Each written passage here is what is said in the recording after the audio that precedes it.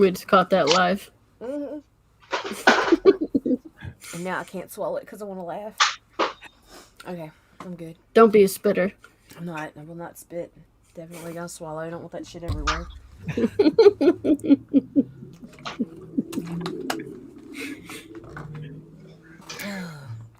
And what the hell happened to Hart? I don't know. There he is. I had to set up a fan. My air conditioning broke today, and it's 91 degrees outside. Oh, holy crap. Oh, man. Yeah, so my air conditioning broke, so fuck. You know? So I just set up a fan, turned down the TV. Did I walk away with my jack? No, I'm good. I got my jack. Okay. Whew. Hi, Rich. Hey, Rich.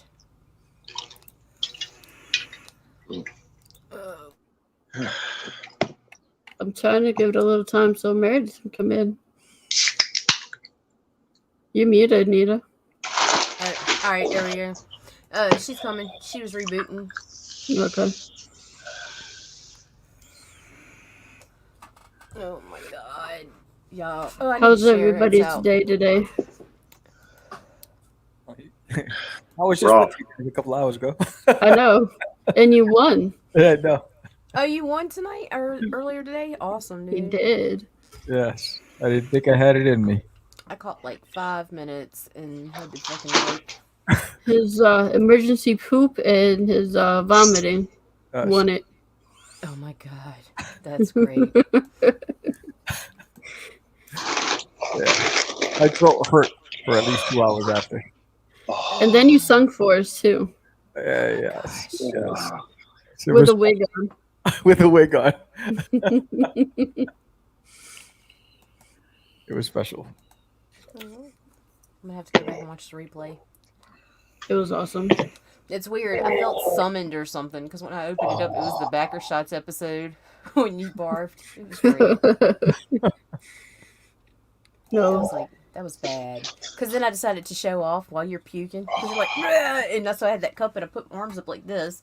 And you started, you got off camera, but you didn't mute. So you're like, "Rah!" And I'm like, and I shot that fucking vodka straight up into my face. Oh my god, it was miserable.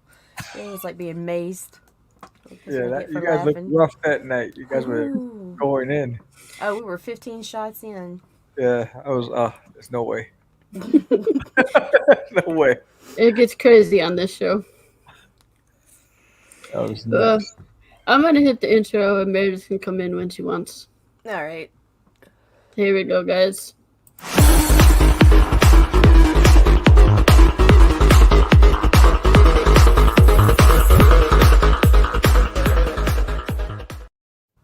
Do it. Hello, everyone, and welcome to another round of Backer Shots. I am always your Indie Princess Lola, and I am the EIC over at IndieVolt.com, and I am the creator and writer of Lore, which is in demand on Indiegogo right now, only till the 1st. Hart, are you okay? My back is killing me. I've got the ice pack of champions right now, bag of peas. The people need to start backing so Hart can get drunk. Yes, we need it. Oh, my back. Yeah, I need something to help me with this back pain, so yeah. I just took a marshmallow infused thing. It was nice. Went for it to kick in. Shot glass. Also. Nice.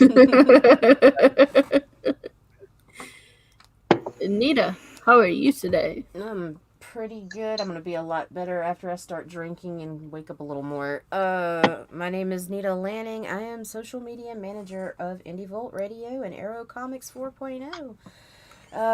Let's see, I'm co-founder of Ragin with the beautiful Asian piece Meredith Logren, who should be joining us shortly, and co-host of Backer Shots on Saturdays.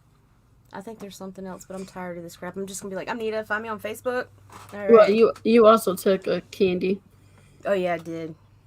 We got high. Look, I forgot already. We decided to get high before the show today. Huh? That explains so much. I'm like, why am I hearing this womp womp in my ears? And Hart, how are you tonight? Besides your back. Besides the back, I had to make a run out because my air conditioner crapped out on me today. So I woke up to the air conditioner being broke. So right before the show, I had to run out to Lowe's and get a bunch of bolts and stuff. And my back is too messed up for me to be able to be lifting the air conditioner by myself. So I put a call out onto Facebook to see who can help me. Oh, shit. So that's why my hair's kind of pulled back and I'm sweating a little bit here. And if you might hear a hum in the background, it's my fan blowing on me. But I'm except for that, I'm doing pretty good. It's been a really cool week, and it's been fun talking to everybody, and it's been a lot of fun talking comic books. It's been pretty cool every day I've learned something different about Kickstarter. Every day I've learned something different about crowdfunding every single day. And then I've been working with new people that are bringing their perspective into my work, and it's cool. I like it. It's a good time. And Sam. Oh, I'm Sam the Crazy Man, and I'm doing fine. I'm the host of Catch the Craze podcast and also the creator of Forbidden, currently on Kickstarter right now. And apparently I know how to improv, so all good in the You do. Sam is the winner of Pitches Be Crazy that we had today. He did an awesome job. Thank you. He Now, what is that? What is Pitches Be Crazy? I've seen that online. What is it?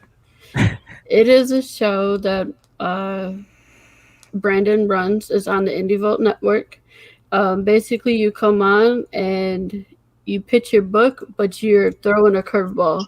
So today, Sam had to pitch his book as if he had the emergency bathroom, and another time when he was on the verge of throwing up.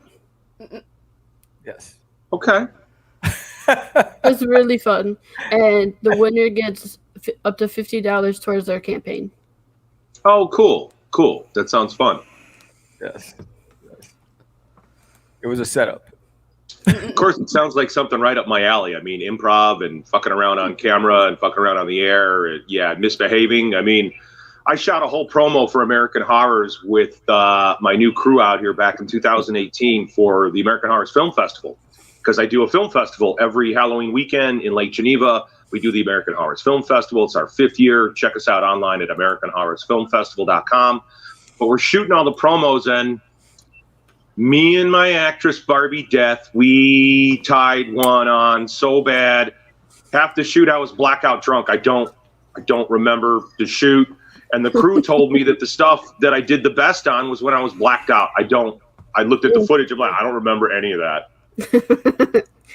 Well, if you want, I'll see if we have opening for next week, and we can get you on next Saturday. It's at That shit'll be wild. 3 p.m. Eastern Standard Time. I might be able to get out of the coffin in time for that. Okay. Okay. We'll see. It's tough. I work nights a lot because I run the American Horrors Television Network, and that's my full-time gig. And this is our 10-year anniversary. And like today, I think we've had about 60,000 people tune in to the channel worldwide. Nice. And right now, the country that's watching the most is France. And the thing that's interesting is I never know why. Like, I don't always know why. Last week, the #1 country watching was Spain. Other times it's been Malaysia. Other times it's been Singapore, where it's like, holy cow, who the hell's watching in Singapore? And then there's been times where Iraq was watching quite a bit, and I thought maybe that was because of the military. Maybe our guys or troops over there were watching. So it's been pretty cool with that. But doing the Kickstarter and the TV network and the film festival at nighttime is the time the phone doesn't ring. It's the only time I can get any work done. So that's when I try to edit and get our shows done and get the commercials done. And I've got a whole Build a Bull thing I shot for the Kickstarter that I literally have not had the time to cut. I shot a whole interview on the green screen and mic'd it, and it's a great interview, all about my mother and stuff, and then how I started Build a Bull. And I just have not been able to get it done, and that's what I've been trying to do this weekend. And then the goddamn air conditioning breaks, and you can't run your computers in 90-degree heat with no air. Yeah. Can't do it. So I'm a little frustrated with dealing with a lot of tech problems and stuff going wrong at my house. I mean, the month of June, I didn't have a refrigerator. I had no refrigerator for the month of June. Sucked. And again, big heat wave. So it's been a really a pain in the neck trying to get anything done this summer. Yeah. Wow. Meredith, Messenger's a confessional. All right. Meredith, Yes, ma'am.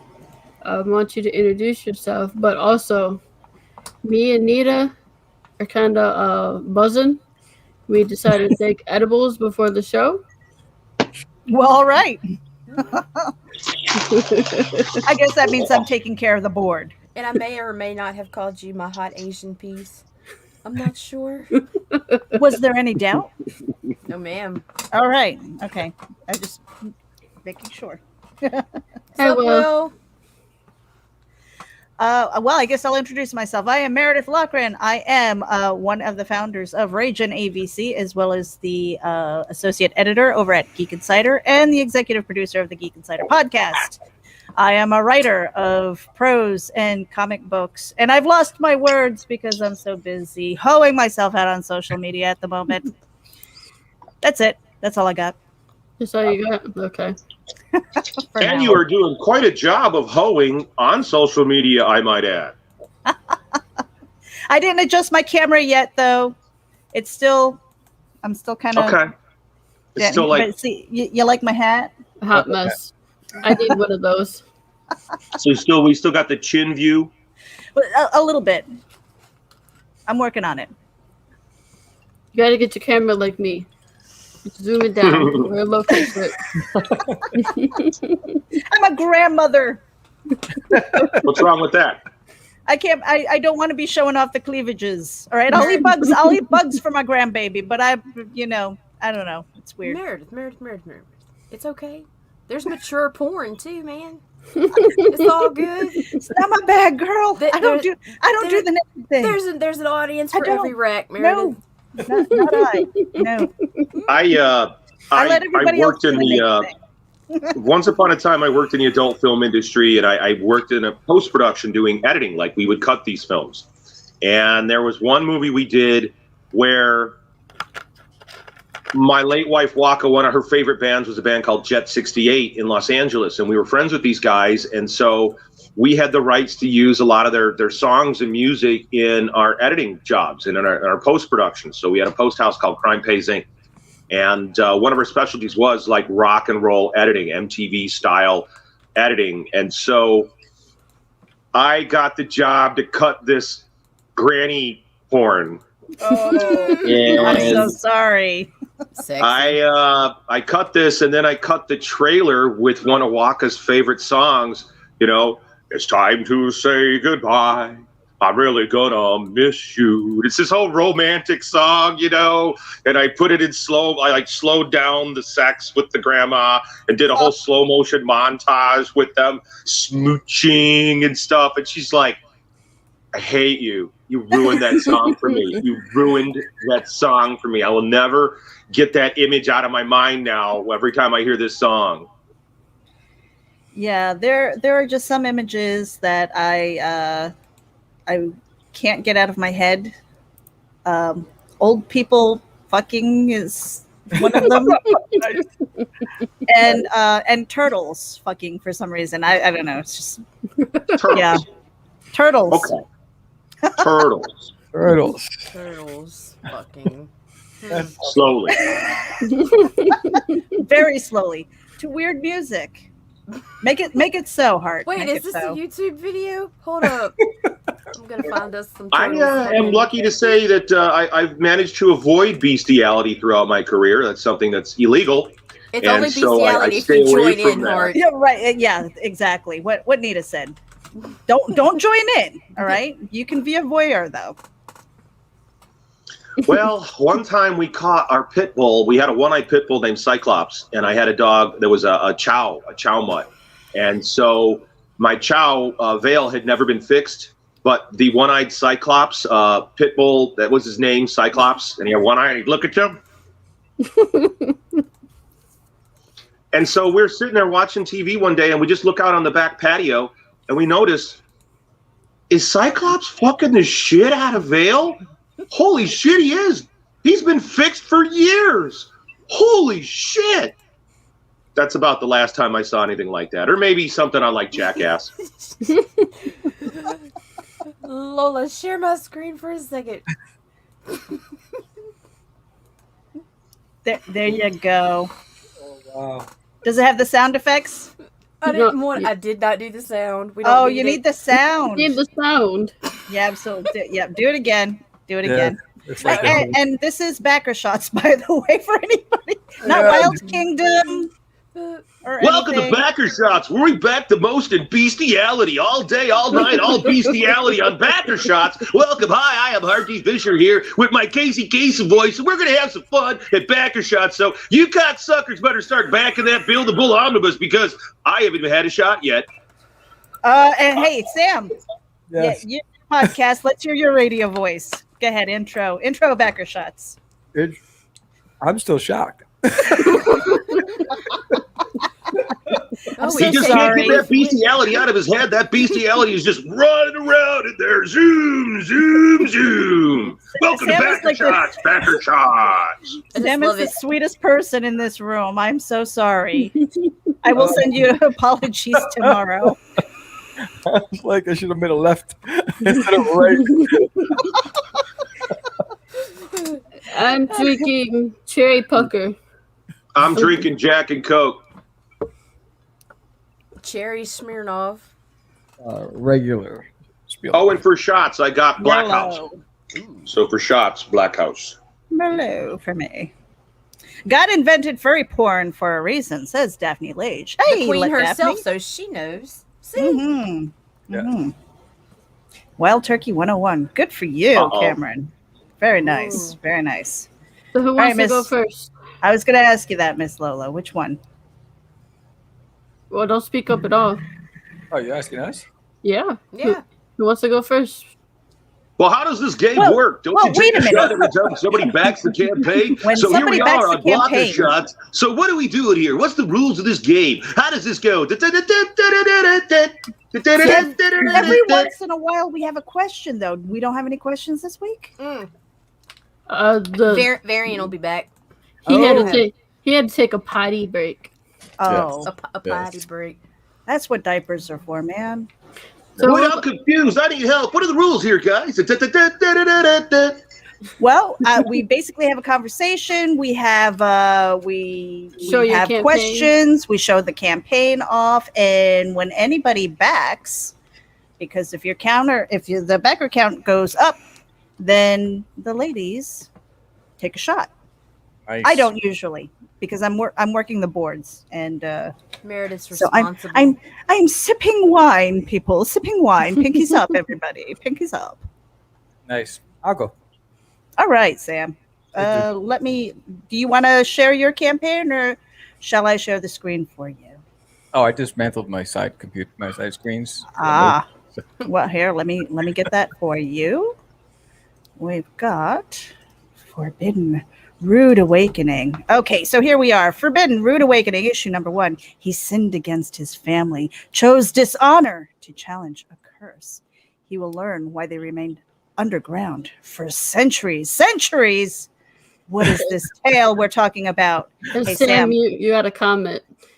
Look at that beefcake. Look at the beefcake on that guy. Is she holding his scrote? She's holding his little scrote action down there. What's going down there? Little scrote action. What kind of comic is this? Hey, you're going to have to get the book to find out. That's why it's called Forbidden. After all this bestiality, here we go to your thing. This dirty, dirty book. There you go. Not at all. Not at all. Go ahead, Sam. There you go. So, what did you say? So basically, centuries ago, there was a race of people that roamed the planet, broken into 3 components: hunters, farmers, and soldiers. The hunters went into a forbidden forest, and they were attacked by an entity of demons called creepers, and one escaped. An entity showed up at their village and said, "Give us back that who desecrated our land, and no harm will come to you." They chose not to. By morning, they all started burning from the sun, went underground, never to be seen again. centuries later, fast forward to modern day times, the world has evolved, and so has the entities that lived in the forest, led by Nokron in the form of David, the billionaire, trying to take over the globe. Uh, but prophecy states that his plans will be thwarted at the hands of the son of Vox when he rises from the caverns. Issue zero, which launched on Indiegogo several months ago, kicked off with the son challenging his father, saying, "How do you know this curse still exists? We've never even walked the surface." And the father imprisons his son until he gets rid of those thoughts, and the son commits the ultimate sin, which is why he gets the name Sin, and he fights his way out, killing his own people to get to the surface with the aid of his love interest, Arius. And that's where this book takes off. We find out what happened. Did they actually escape? Did they get to the surface? And then what happens? And Nokron is alerted that the son of Rox has risen, and so now they have to find him and destroy him before he destroys their plans.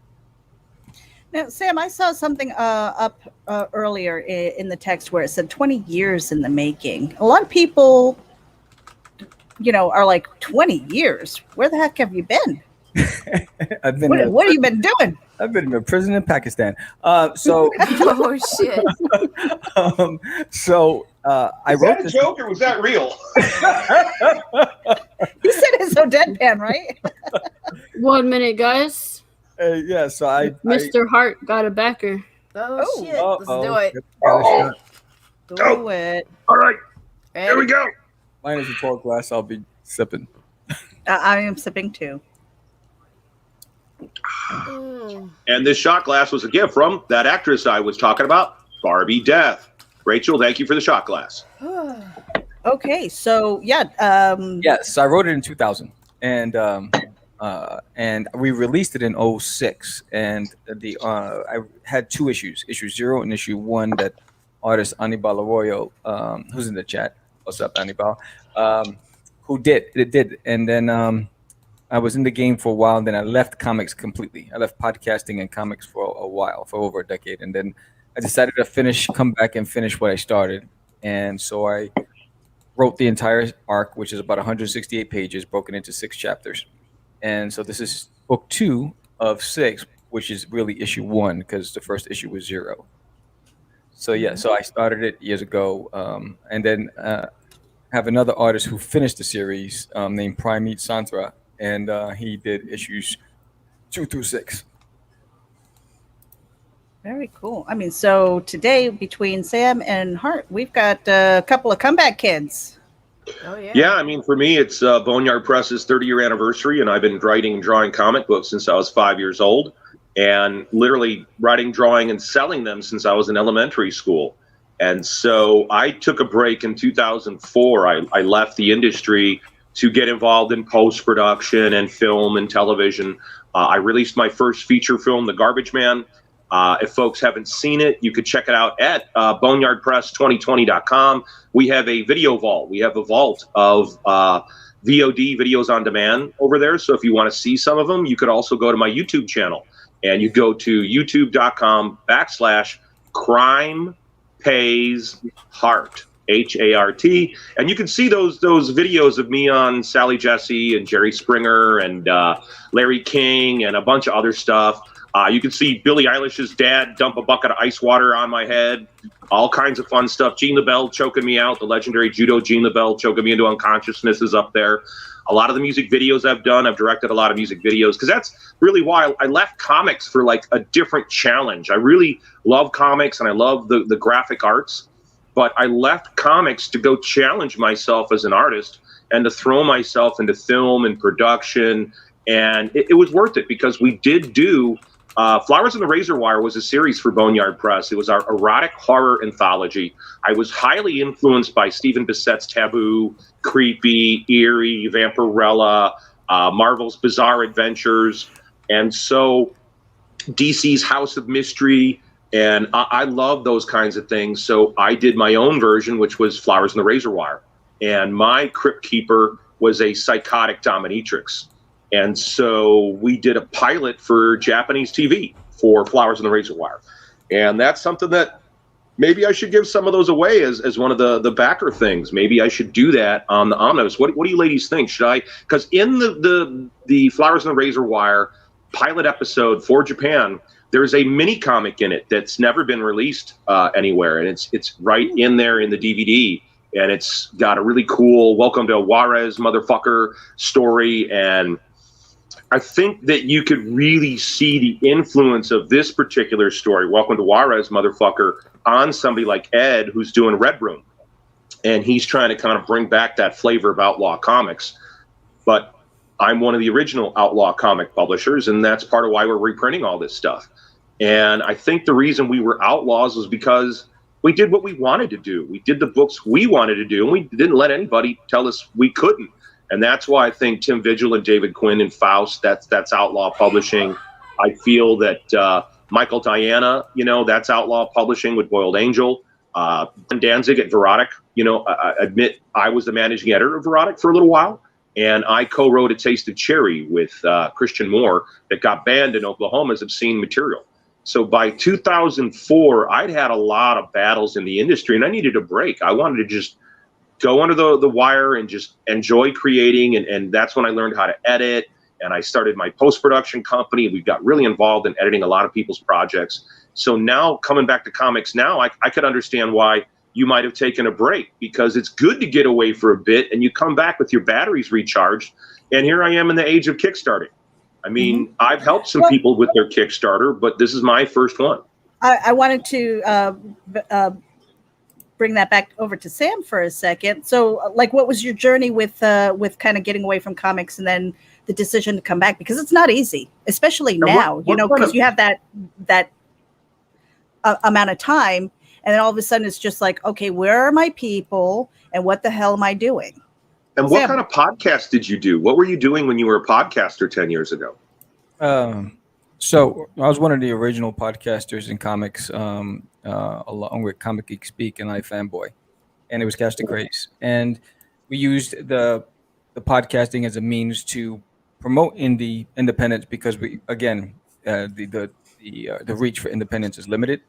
And what happened was, the reason for me leaving was, there were several reasons. I had potential opportunities to be picked up by Disney and Warner Brothers. They both fell through because leadership changed. So that left a bad taste in my mouth.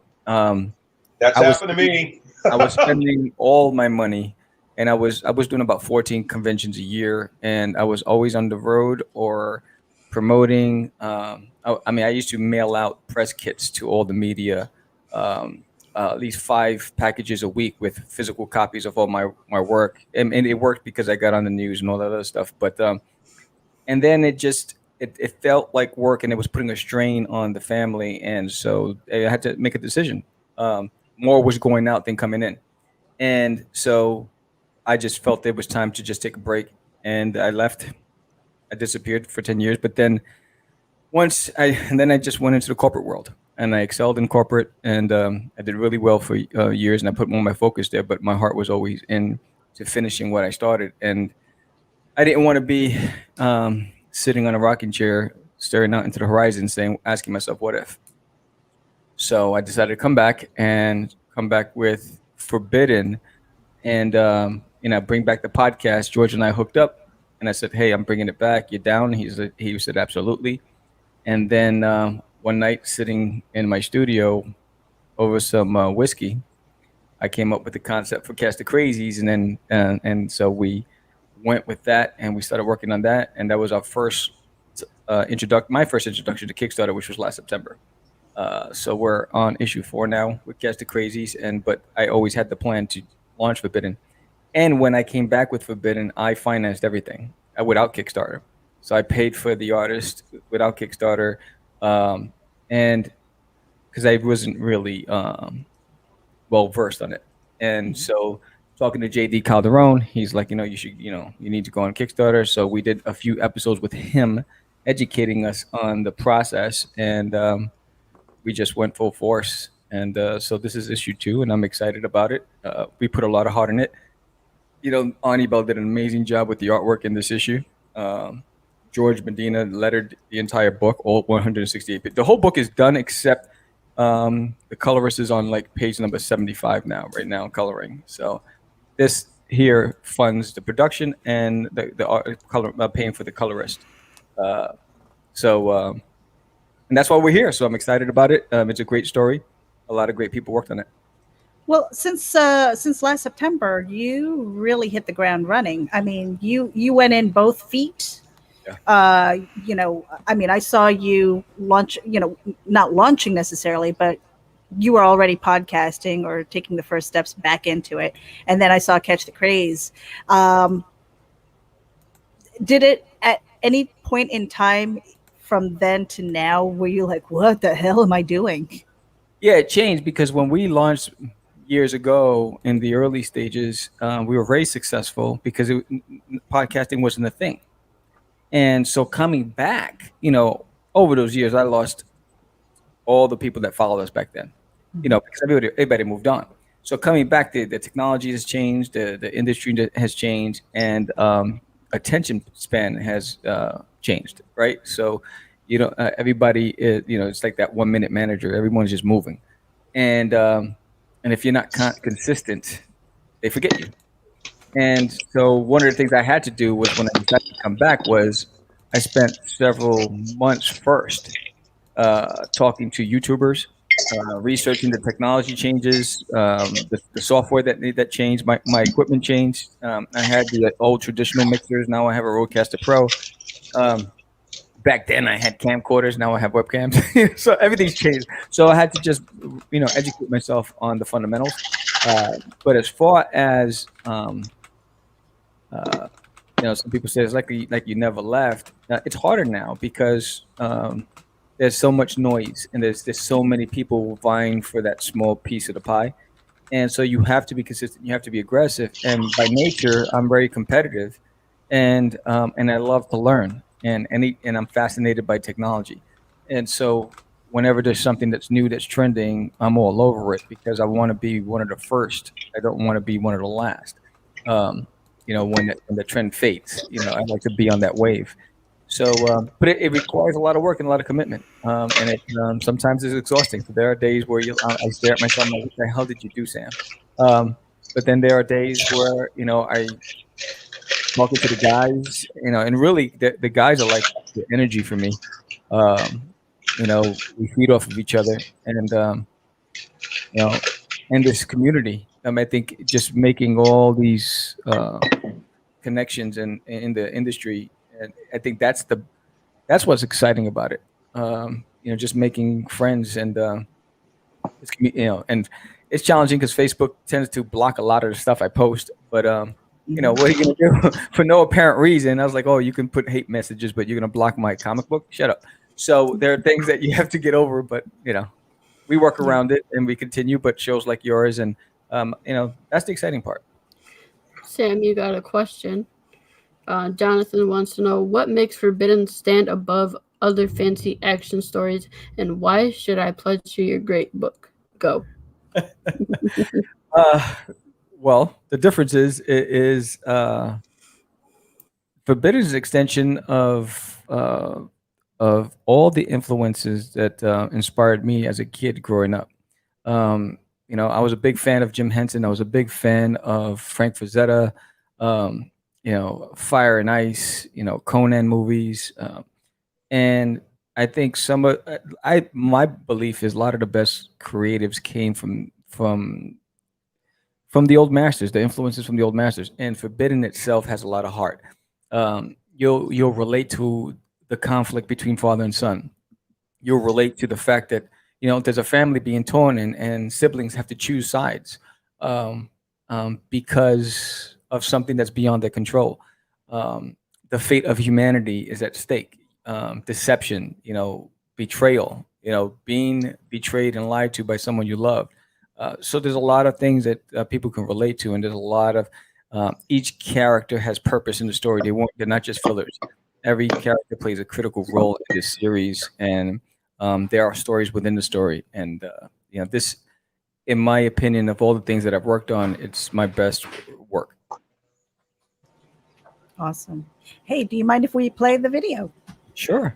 All right, awesome. Here we go. I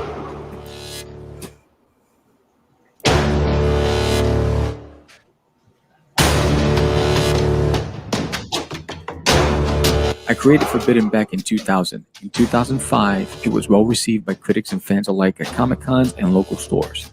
My goal for Forbidden was to create an epic fantasy tale that would last for generations. I recruited a local artist, Anibal Arroyo, who took the helm on illustrating the first 2 issues, and only 2 issues back then. After over a decade in limbo, it was time to finish Forbidden and reintroduce it to the world.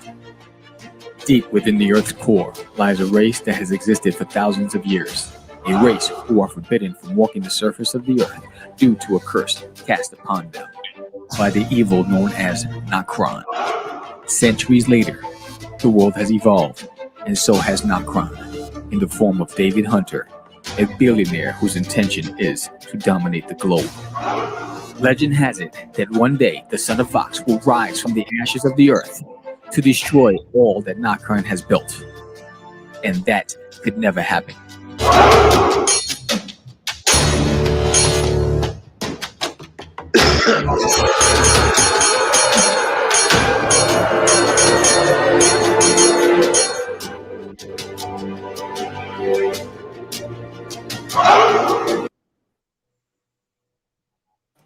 Very cool. Thank you. Very cool. Here we go. Let me just refresh this here. Hail hoes So- to Max. Hail hose. So we've got Forbidden Rude Awakening issue number 1. 33 backers right now, 11 days to go. If you've already backed it, make sure that you hit the share button, because the share button is everything. Yes. Hit the button. Do it. Do it. Do it. Do it. Do it. Do it. Do it. Do Hit the button. Button. Hit the button. Do it. So, Sam, from then to now, how much has your story changed? Like when you went back and kind of dusted off, the story, the idea and everything, were you like, oh my God, what is this that I'm looking at? Or were you like, hey, okay, I can work with this and run with it? Yeah, because when I wrote it back then, I wrote the entire history. I wrote every character's bio. I wrote the timelines, the history, where it was going to go. So I had the premise already plotted out for the entire series. So when I went back, I had to read the first 2 issues that were completed back then and reread everything to just get myself acquainted, because I haven't looked at it for over 10 years. And then I realized, wait, there's a connection here that's missing.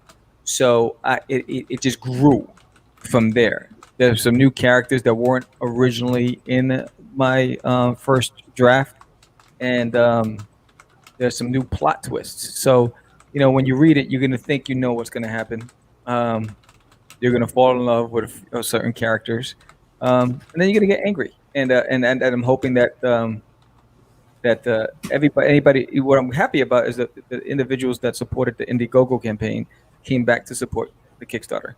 Nice. So just the goal is to just get it into as many hands as possible. I'm not looking at the dollar value. I'm looking at people actually reading it. How many hands can I get it into? That's more important to me, because I'm confident, and so is the team, that if you read it, you're going to want to know what happens next. Cool. Okay. And Hart, I guess you are up. Okay, sit up. Son of a bitch. Oh, God, my back. Okay. What did you kids need me to talk about now? Since I'm such an old man from the old days of comic books with my hurting back. The old days of comic books. You had that time out too. And coming back to all these newfangled technologies. I mean, Kickstarter didn't exist back in the 90s. It didn't exist in the 90s. You had a different version of distribution. You know what I mean? And I understand what he's talking about from road burnout, because I was at shows all the time. I was relentless at getting the books out there. And since a I knew, I can't remember what the guideline was for like how much you should overprint on your print run if you're looking to grow your audience. I think it was like 5% or something like that. So I had traditionally printed 10% to 15% over sales. And then I hit the road, and I did comic stores. We did S&M shows. We did goth shows. We did poetry events. We did metal shows. We did every place we could get ourselves into that we thought we could reach an audience, we did. And one of the things I did when I was working with Danzig was when I was the managing editor of Erotic, I'm glad that you're a Frazetta fan, because I got to be the managing editor for Jaguar God from Erotic, and I got to work on the Death Dealer book that Erotic put out, which was really, really cool to work directly with Simon Bisley and Danzig on that. I never got to work directly with Frank Frazetta, but I really enjoyed the fact that I had been tied into his brand. And so now with tech, I mean, I did podcasting. I was on Jackalope Radio with my show Heart Attack. So I think you and I have a lot of similar stuff going on here. And I also left to go make more money. I mean, I went through bankruptcy court in the year 2000. My publishing habit drove me under that, and the collapse of the direct market. So now coming back, I've been out since 2004. So it's 2021. And here we are with Kickstarter, and the revolution I see is the ability to communicate your vision to consumers, the ability to communicate your vision economically and affordably to people that want to check it out. And so with this Kickstarter, I'm having fun loading up artwork and getting more and more of the pages up there. And coming back to Build a Bull, it's funny. I saw the question that you had, well, why should I check this out? Well, I could name drop, and I could talk about Duncan Rouleau and how it's his first published work. I could talk about how John Cassaday started at Boneyard Press, and it's his first published work. And I could talk about the name dropping. But, man, these books are fucking good. That's the reason you want to pledge this. That's the reason you want to be involved, because this is 325-plus pages of black and white, pulpy, Doc Samson, classic The Shadow, old style, pulpy, in your face, teeth down the back of your throat, plenty of Jack Daniels, and lots of action and supernatural monsters. And we always tried to have more of a sense of humor with it. And Build a Bull, we never dealt with why he's a half man, half bull. You know what I mean? He's half man, half bull. He's a thug. He sells himself as a private eye, but more he's muscle for hire and a kind of a criminal himself. Some of these stories, there's in Blowtorch Kiss, him and his partner rip off the mafia. And there's a lot of really good original artwork from Kyle Holtz, from Frank Forte. I've got a long association with Frank Forte, including sleeping on his attic floor, doing the Straight to Hell tour when I was on the road for a month on the East Coast doing signings. And so it's great to have some of Frank Forte's earliest work in this. All the art is really dynamic. It's black and white. And our mantra at Boneyard Press, one of our things was too tough for color. Fuck your color. We're too tough for color.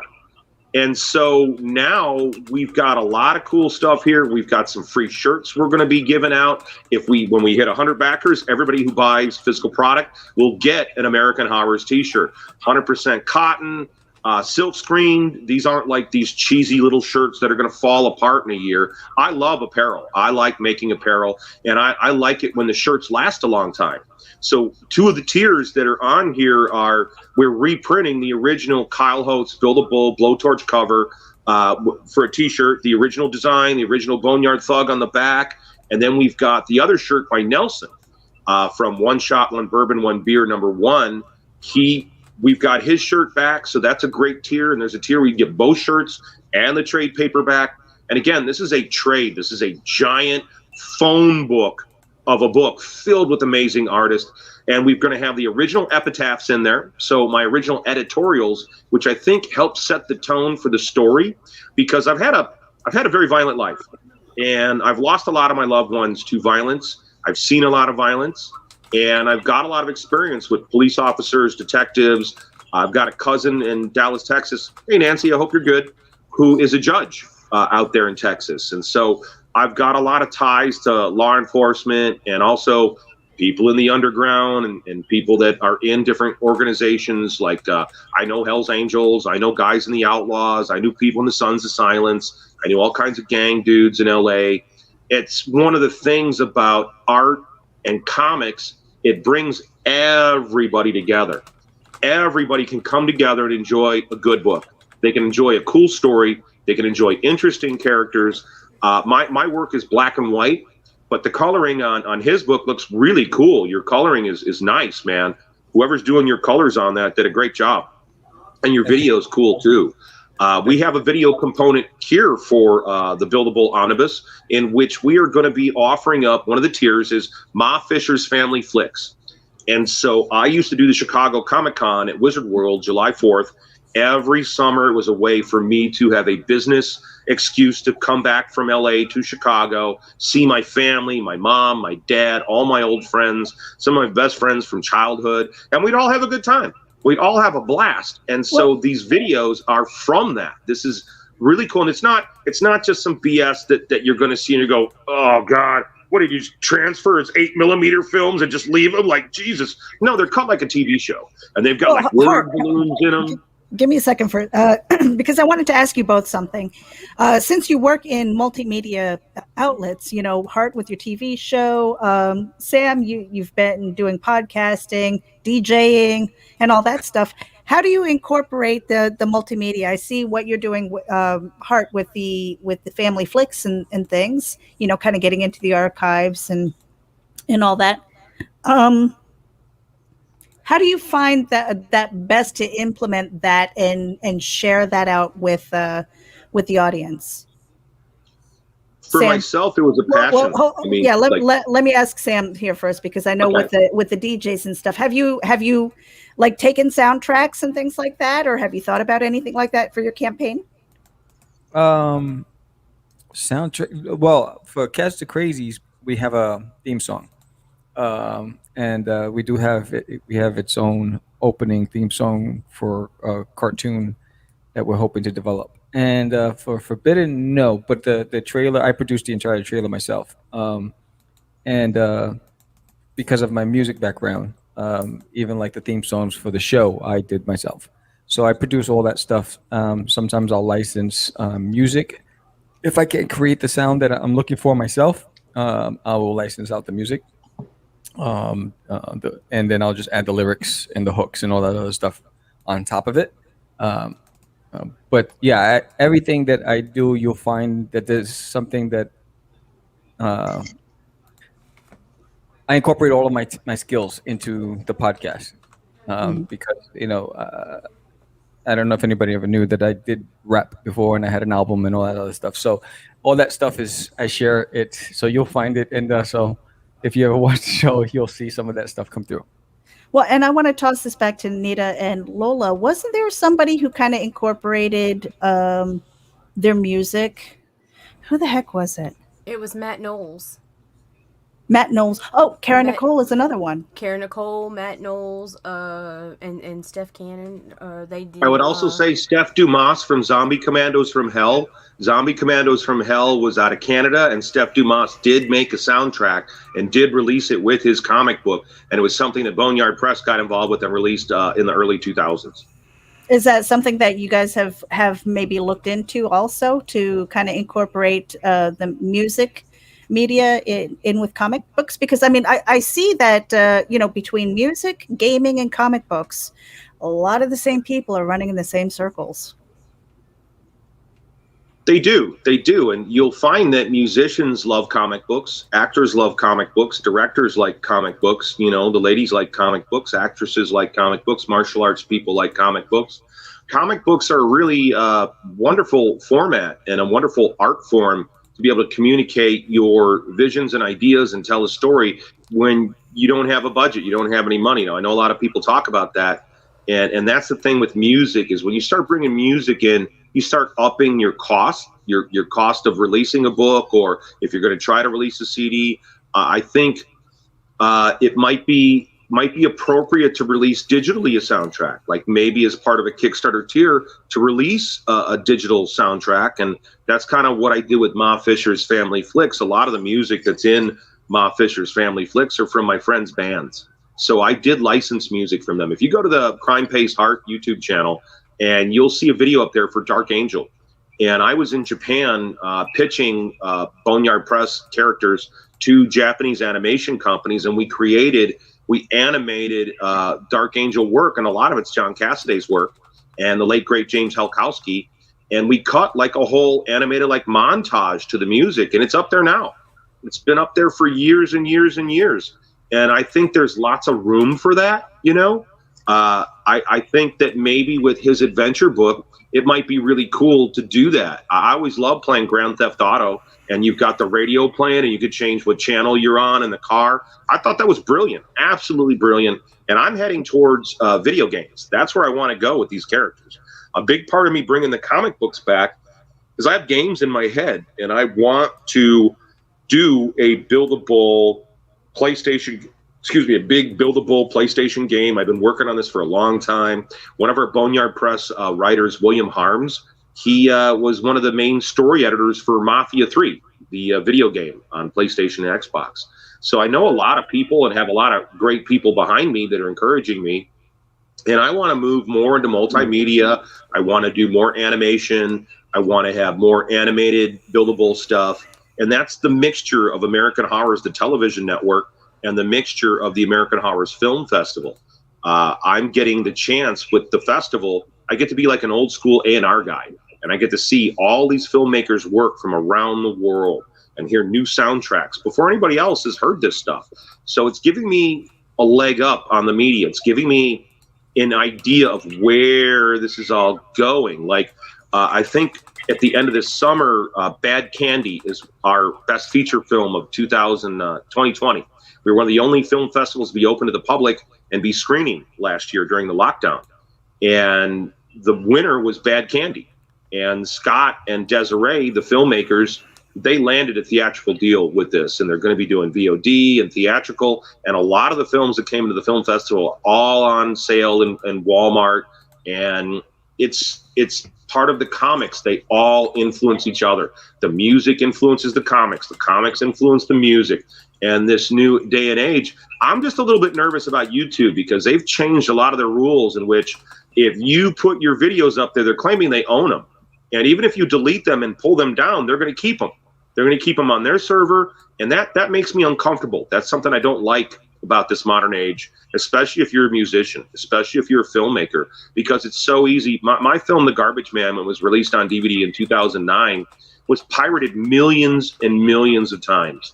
And I needed that money to take care of my wife, who was recovering from cancer. And she was going through chemo and radiation treatments. So all those people who pirated my film, fuck you, motherfucker. Fuck you, you piece of shit.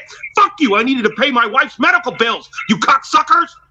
So there is a real cost to piracy. There is a real cost to the artist when you steal this stuff, when you feel entitled to just take something that an artist spent hours and days and sacrificed his or her time with their family to make this happen. And you think, oh, it's cool. It's all right. I could just take it. You know, it's all right. Well, dude, you're an asshole. You're a fucking asshole. So the Kickstarter is a way to kind of combat that piracy. You as an artist are reaching your fans. I loved it when Radiohead did their digital release and they gave it away for free and let fans pay what they wanted. That was awesome. That was so cool. That was such a revolution right there.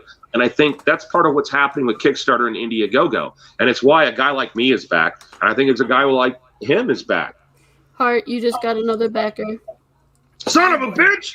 I was going to say, motherfuckers, you're killing me. I've been needing a shot for a while. Jonathan just I need a shot. You guys got to help me out. Woo. How dry I am. How dry I am. So very, very dry. And remember that just $1 makes you a freaking backer, and backer goals are life. Yeah. You know what? I want to talk about that too. Let's just say you're on a really tight budget, right? And maybe you only have like 10 or 20 bucks in a month. And, it kind of sucks because there's a lot of stuff that I would love to back every project that I see that comes across my desk, because that's what I do. I'm not going to kill anybody's dream. Okay. If you're not an asshole, I want to back your book. Right. But I have a budget. That doesn't mean I want to stop backing people. $1 helps move that needle just a tiny bit so that it helps in the dead time, which is you're both kind of in the middle, like in the middle of your campaign. And it's so hard because then you're like, what other show can I get on? You are clawing your way to the finish line so that you have a successful campaign. My feeling on this is that everybody's been so concerned with front loading their campaign and gaming the system, where I think I've got a very good product and I've worked hard to make sure that I've got really good rewards for the fans, that they're going to be happy with the rewards they get. They're going to get something they couldn't get before.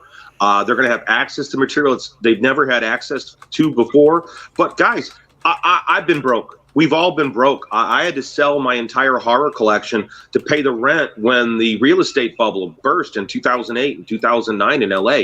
I lost my business. It was bad. And I sold all my shit. I sold my college ring. I sold everything. So I understand when you're going through a financial hardship and you feel bad. Like I was down in Mexico at the Utopia convention. I was a big guest down there in Mexico City. And one of the things I learned was there were a lot of consumers there. We were misled at the budget of what people had to spend in Mexico. And we created products that they just could not afford. And it felt terrible because you could tell the difference. You could tell when someone's just jerking you along. So what I would say is this: if you can't contribute a financial contribution to the campaign, share it. That's a big deal. Share it and talk about it. Talk about it. Talk about why are you excited about this? Post in other message groups. Post in other groups, not just comic groups, but entertainment groups, pulp groups, writers groups, library groups. You can help get the message out there and it won't cost you any money. So if you don't have any money, you can still vitally contribute to the campaign. You folks at home are really, really important. We're at a vital point in a change in the entire industry is changing. And so you have this power. You've never had this power before. And it's not just about the dollar. It's about your support. It's about you talking about this. It's about you getting on your own podcast and going, man, I'm broke, but I really wish I could be on this buildable omnibus. I'm so happy Hart Fisher's back and doing books again. Man, I want to be a part of this. And that's what's important. You can be a part of this even if you don't have any money. Now, I want you to contribute. That's why I made a lot of tiers that were affordable. We made a bunch of tiers for different prices so that people could contribute anything they could. I mean, that's what's important to me is getting the book out there. I really want these books out there. I really want readers, and I think people are going to love this book. I think they're going to absolutely love it. And that's what I would have to say about, like, if you don't have $1, get involved online that way. Contribute that way. God damn it. But somebody back me. I got this shot here. It smells so good. Yeah, you can't take a shot if there's no backer. I'm not allowed to do a shot with no backer, so we need a backer. Back me, back Sam, back somebody. I won't look if you need to sneak a shot, okay, Hart? No, I need this shot, you bastards. Get a postcard, do a $5 thing, do something, goddammit, I want this shot. Well, and while we are waiting for that backer, and while we're waiting for you to create that video, there is a little one here. We're going to play that right now. You guys ready? Here we go.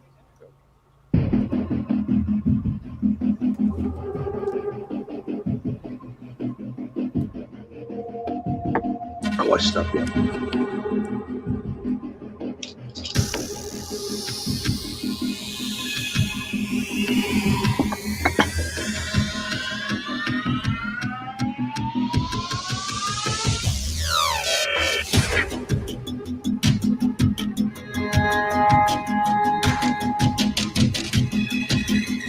Stephen Hughes artwork, by the way. Stephen Hughes.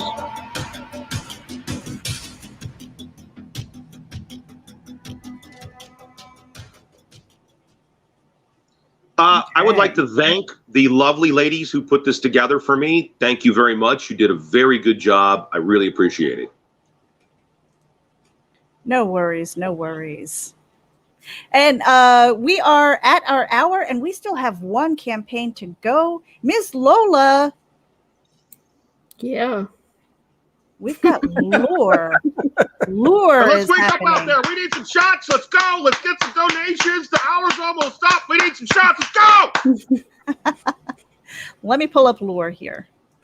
I finally got that video uploaded too. Woo! All right. So it is in demand. This is Lure, an adults only horror thriller graphic novel in the style of Eyes Wide Shut meets Saw. Sexy and scary. Lola, you're going to be closing this campaign August 1st, yes? I am. Your very first campaign. What's that been like now that we are getting towards the end? You can close it down and start worrying about fulfillment. I'm already worried about it. Like, now I'm stressed. During the campaign, I was not stressed. Now I'm stressed out. Like, I got to get this. I got to make sure I got that. Oh, wait, I got to get that. You're more stressed out now? I am. That's so weird. So tell us a little bit about some of these variant covers.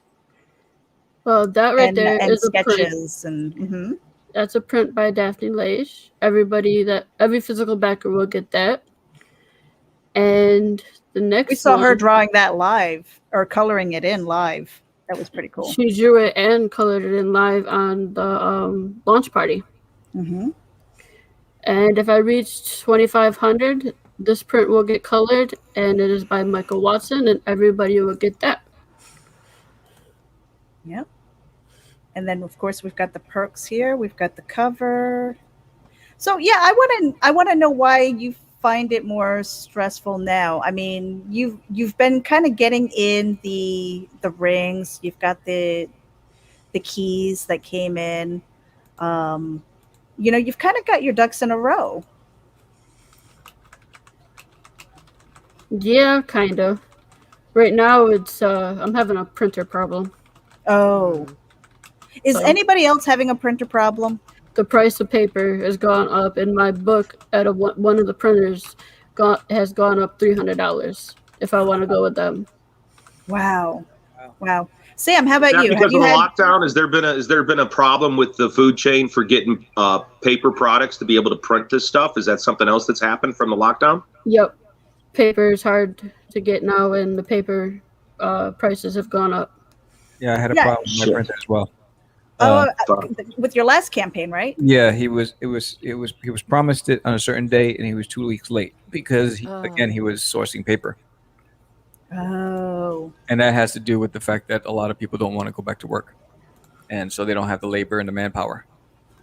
That's been a weird thing. That's part of why I didn't have a fridge for like a month. The delivery staff was shortchanged, and I couldn't get a replacement refrigerator delivered by anybody. And I've been wondering how much this has affected other artists.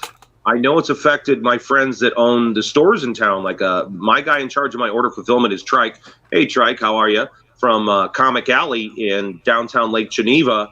And he's been talking about how all the toys are late because it's been difficult to get the toys produced during lockdown.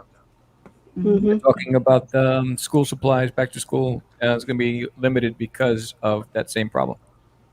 And I think they're talking about a rubber shortage. There's a rubber shortage coming on, and I saw that the coffee crop got hit by frost in Brazil, and so there's going to be shortages of coffee. They were having a lot of issues. Coffee. Yeah, folks, get your coffee now. Fuck the toilet paper. Get that coffee. Get their coffee. You can still sit in the backyard and hose off your ass, but you need that coffee. Coffee. Oh my God. Oh no, the horror. Yeah, it's a mess right now. So we are. So who's going to be doing your order fulfillment, Krista? Is it going to be some local person, or is it going to be yourself? Me. Ah, that's a lot of work. Because I know Max DeVille was like, I threw out my hip, packing up everything from her machine gun. I threw out my hip. He was limping around my house. He's complaining about how his hip was killing him.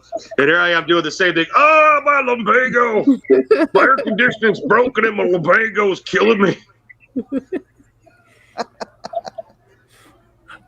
I won't be doing any order fulfillment. I will not be doing it. I've turned it over to somebody else. I spent decades doing mail order and boxing and taping up the books and shipping the books. So I'm going to let the pros handle it. And my tall 6'2" ass is going to stay far away from bending over and packing these books.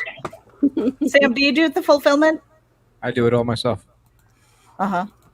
Well, didn't you say you have a family? Do you have children? No, I have dogs. Child labor. I have dogs and cats. Son of a bitch. That's why you have kids. My kids are grown and out, so yeah, they're no good to me anymore. My kid can't touch my campaign, so yeah. That's true. You're doing an adults-only comic book, so that's a little different. Yeah. Mm-hmm. Yeah, you can't have kids packing that shit. No. And I haven't had a problem of hundreds of backers. So we've had, I think the most backers we've had was about 68.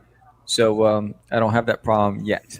So if I ever did get to that point where it's beyond my control, then I'll have to seek. It was just part of the business, like doing comics. That was kind of fun. I mean, that's part of why I'm back in the Midwest. Okay, part of the reason I relocated from Los Angeles back to the Midwest, besides fire and water, I came back here. A lot of it had to do with my business and being able to expand my business to have better access to shipping. Because when I'm in the middle of the country now, so my shipping has been chopped in half. I'm used to this. I'm used to shipping books. This is a thing I'm totally used to. It's a no-brainer for me. And that's why I'm just like, fuck it, Trike, where are you? Hobbit, we got orders. And so that's why I backed out of it, because I know that nobody else can write the books. Trike can't do a podcast for the book. My other people that can pack the book, they can't do this part. And so therefore, I'm the one that does this part. And it's how we're able to achieve so much with the TV channel, with the film festival, and now with publishing the comics again, is delegating authority, like delegating jobs and saying, hey, you're in charge of this, you're in charge of that. Because comic books require a lot of people for the most part. Your penciler, your inker, your writer, your letterer, your colorist, your cover artist, your graphic designer. I mean, comic books require plenty of people. And if you're a one-man show and you're doing it, that's a lot of work. Yeah. And folks, I need a backer. I've got this shot just sitting here. You sons of bitches, you let me down. You're talking about, 10 shots last week. 15 shots. I was so wasted. Well, I'm sitting here thirsty as fuck, you sons of bitches. So let's fucking start clicking. Give me $1. Give me $5, something. I need this shot. Hey, he's thirsty, okay? Feed him. Thirsty. And Lola, we have a video here. Is this the new one? That is the old one. You can play both of them if you want. Sweet, let's do that. Here we go. It might help. Hold on a second. It might help if I had the volume up. Let's try that again. Volume. And here we go. Welcome to Shotbackers, where we're stoned out of our minds and can't operate our own control.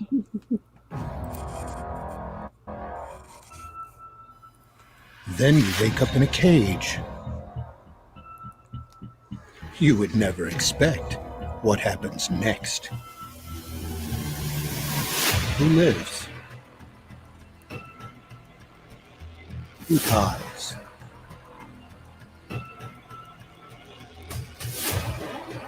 Are you ready to get lured?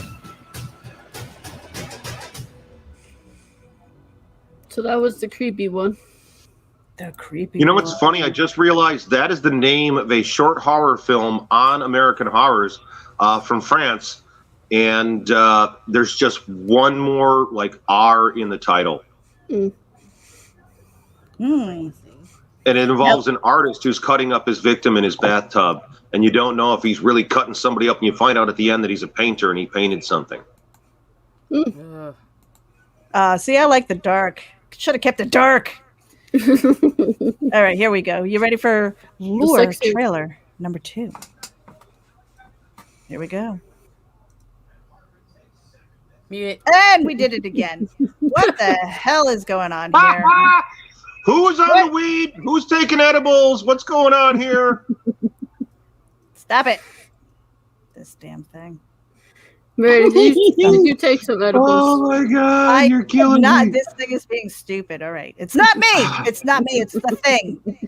Here we go. Hit the button. Have you ever wanted something so much you would do anything to get it? I do. I will go to any party,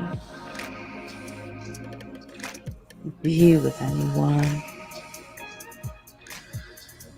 just to get noticed by Blair, the one who controls the invites. I lust to get into lore. Do you?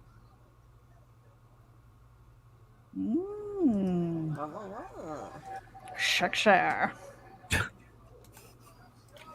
And that is Lure. Right now it is in demand. An adults-only horror thriller graphic novel in the style of Eyes Wide Shut meets Saw.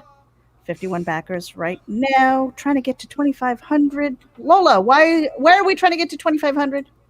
To unlock the next print. Sweet. And that closes on August 1st. So the time is ticking on that. Make sure that you guys get over there and back it today. Share it out. Again, we have these 3 campaigns. We've got Forbidden, Rude Awakening. Hold on a second. Come on, you dirty birdies. You know you want this lure book. It looks fantastic. Contribute so we can do a shot, goddammit. Somebody contribute now. I need a shot. Contribute to lure. That looks awesome. Are you kidding me? That looks fantastic. Let's do a shot. Forbidden. Shot. Forbidden. Kidding me. Shot. Forbidden. Back it. That's like counterintuitive, isn't it? No, we do. We have Forbidden Rude Awakening issue number 1. He sinned against his family, chose dishonor to challenge a curse. He will learn why they remained underground for centuries. 33 backers. 33 backers right now. 11 days to go. That is from Sam Vera. Make sure that you give it some love. We have got Boneyard Press's Bill the Bull Omnibus back with the 30-year anniversary of Boneyard Press. He's got 37 backers, 10 days to go. And we've got Lure, of course, in demand right now, closing out on August 1st. Make sure that you back these, share it out. Lola, these links are in the show notes, right? They are. Awesome. They're in the description. And wherever it is you're tuning in from, make sure that you hit the subscribe button. Lola, we're streaming from your channel. We are. Yes. So give Lola some love. Yeah, I'm building up my channel, so all the love is needed. Mm-hmm. I think But don't forget about Indie Vault. Indie Vault needs love too. We're almost at 1,000 subs for that. Nice. Oh, yeah. So close to super chats and monetizing the channel. Yes. It's been a journey. I mean, I've watched you guys grow this past year and a half. Yes.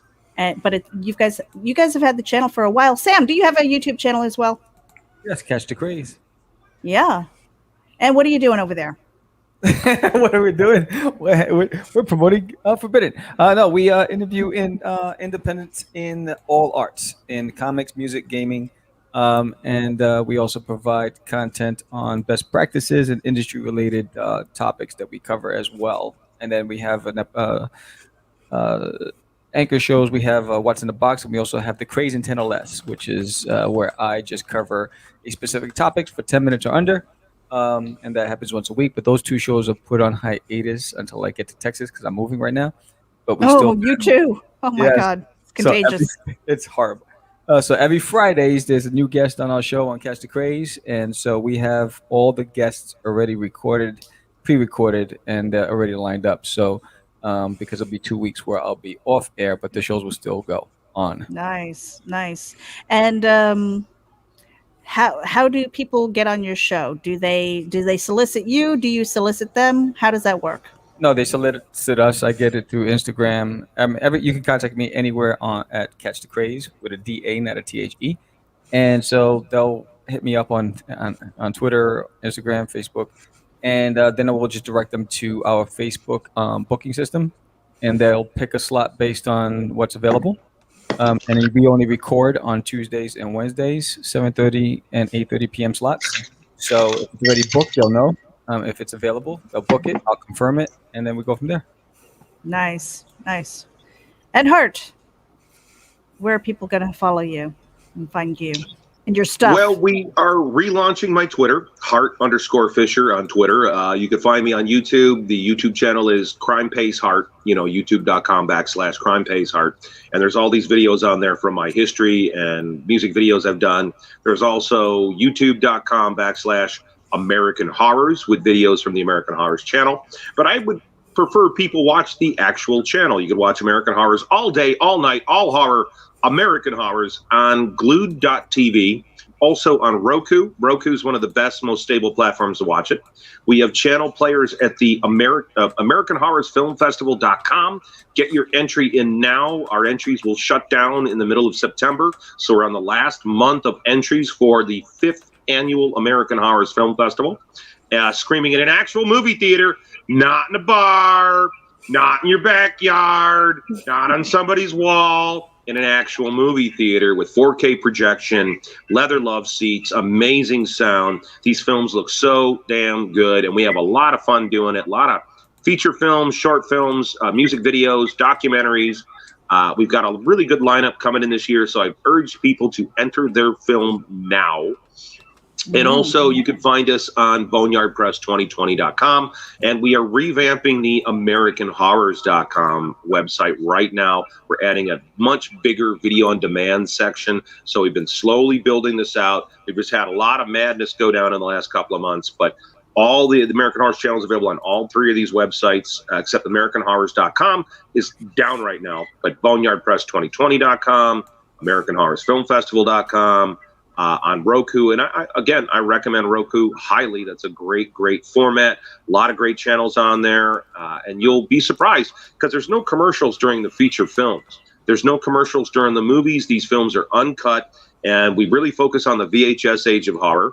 And we have a lot of really, really cool uncut horror from around the world. And our staff here, as you see with the show there, it's top loaded with the ladies, and so is American Horrors. American Horrors was co-founded by my late wife, Wakako Coward Goshi Fisher. She used to run one of our channels. And so I think that women who like horror will really enjoy American Horrors. And then the comic book company, Boneyard Press. We're on Facebook. Find us on Facebook. Find us on Twitter. We're up there. Do the search. We'll come up and contribute to the Kickstarter. My feeling about the Kickstarter is this. We have that Rocky moment. I want that Rocky moment, that dun dun dun dun dun dun dun dun, and kill them in the end. That's my thing. Is I want a really strong finish. We've got a lot of backers. We've got a lot of people come forward. We've got more stuff coming out. I'm talking to more people to help me with this, and so I feel we're starting to really snowball. We're starting to gain momentum. We're starting to move forward, and we've got many campaigns coming after this. So I'm excited about this, and I want you guys to go on there, and not just because I want to do a shot. Go now, contribute to the Buildable Kickstarter. Contribute to the Buildable Kickstarter. Because frankly, I'm so dry. How dry I am. I'm so dry. Sometimes I'm really afraid of what might come out of your mouth there, Art. Me too. Speaking of not festivals necessarily, but an award. Lola. Yeah. You've got an award coming up for Indie Vault. I do. I am one of the judges. There we go. I'm one of the judges, so I cannot put those edibles are kicking in. Yeah, now I'm trying to figure out what button to push.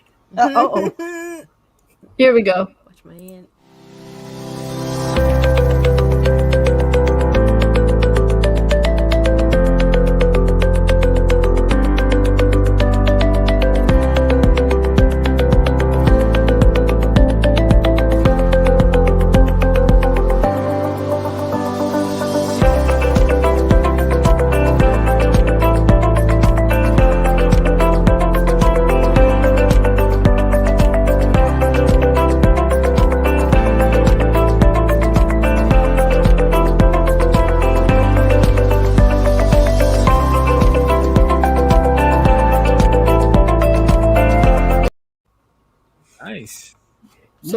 if you want to get your book in, there's still time. The award show will be September 18th, live at Dave and Buster's. We will also be streaming it. There is an entry fee, but all of the fees go to Autism Speaks. Mm-hmm. So yeah. there is still time to submit your book. There is. You still got time. Now, what is the guideline for that? Like, really quickly, does it have to be something that's been published this past year? Is it something that can be just in their library? We're doing 2019 to 2020. Cool. So if you have something from 2019 to 2020, go to indievoteawards.com and submit your book now. Awesome. And if you're looking for distribution, sorry, Meredith. No, I was going to say, Liberty. Here's this. Hold on 1 second. Hey, it's Belle from Liberty Entertainment Distribution. We've got quality indie comics in hand ready to ship to you now. Yes, really. And it gets better.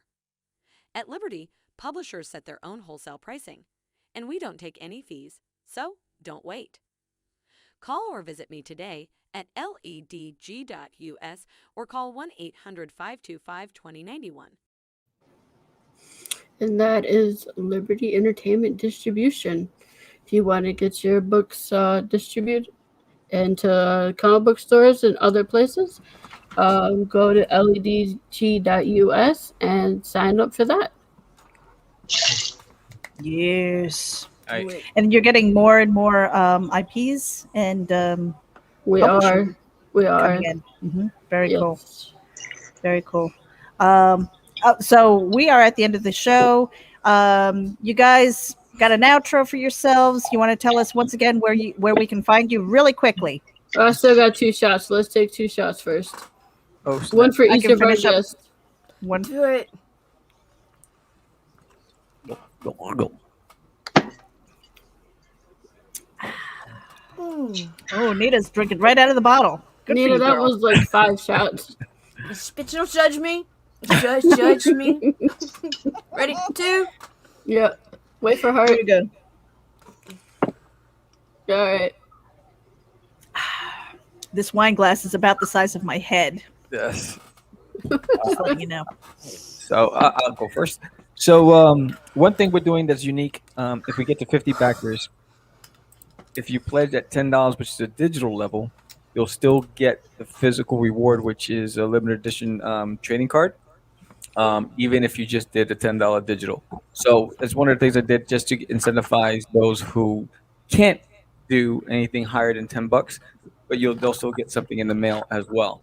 So check out Forbidden, give it a shot. You won't be disappointed.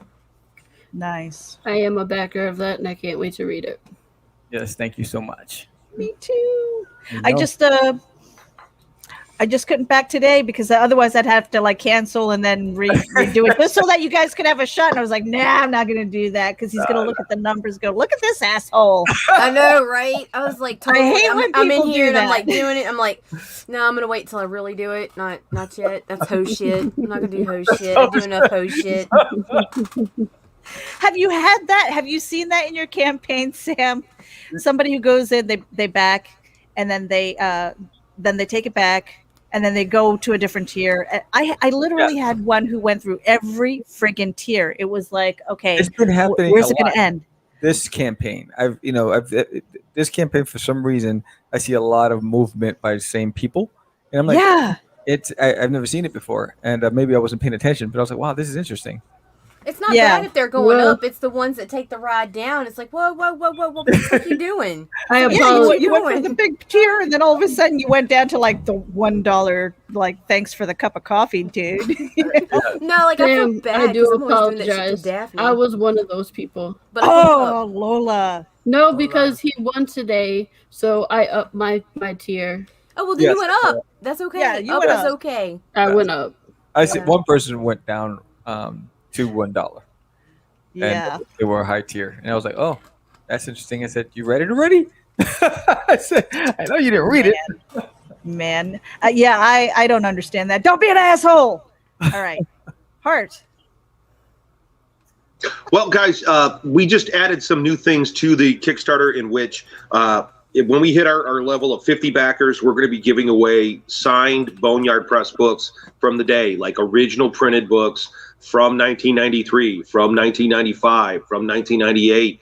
We are going to do a whole grab bag of this stuff. So if you're lucky, some people are going to get copies of Poems for the Dead or Still Dead. Most likely Still Dead, because Poems for the Dead is going to be like a trading card, more like a chase card. Good luck on getting that one. There's got one I'm going to put in there. One Poems for the Dead from 1995 is going to go in there. Still Dead was printed in 1998. I have a box of these books that are in the original packaging from Brenner Printing, still in the original shrink wrap. And those are some of the books I'm going to give away. Some original Flowers and the Razor Wire, some of the original Bill the Bull books. I have some of the copies of Crime Pays that has Bill the Bull and Babylon Crush in it. So when we hit 50 backers, physical people that get involved with physical product, they're going to get a signed comic book. And when we hit 100 backers, people that bought physical product are going to get an American Horrors t-shirt. Now, guys, shirt's already done. They're sitting over there. They're over there. I got boxes of them. So I want you guys to get on this and get involved. These are 100% cotton t-shirts. They're going to last a long time, and wear your freak frag loud and proud. So that's what we're looking for, is to get those backers in, to share the campaign, get on the Kickstarter Buildable Omnibus. This is our first foray into this. I made some mistakes, but help me fix it. Help me out, man. Help me out. I need your support. Now, Hart, if you do get to 50 backers and you put stuff into the tiers for people to get, I want something dirty, because I did back it. Me and my husband both backed your campaign. So you perhaps might want a copy of True Sin, where all the sex stories are real and nobody's name were changed to protect the guilty. That sounds good to me. There's a good couple of stories in there. That or Fetish. That's another good one we did, or the Lazarus Pits. And the great thing for people at home is, since I came back to the Midwest, I was able to hit my secret Midwest stash of books that I've had here from doing the comic conventions. So every year when I printed books, I shipped stuff to my stash, like 50 copies, 100 copies. So I've been breaking into the stash, and these are in vintage condition. These are in amazing condition, and you're going to love it, especially the Flowers and the Razor Wire stuff, especially the original. Like, there's nothing better than picking up that newsprint, that paper. I like paper. I like that feel. I like that. And these are black and white books. So maybe I might throw in some of the 5 Years of Pain. 5 Years of Pain was a pinup book we did that was our only Boneyard Press color book. And I've got some copies of that. I might throw that in there. I think I need a care package. Yeah, so do I. Right. I need one. Hey, so we are past the hour. Hey, and you can find me at rageandavc.com. That's where all of our links are, the ones that matter anyway. Nita. Yo. She's too busy smelling her pencil. Does it smell good? It smells like wood.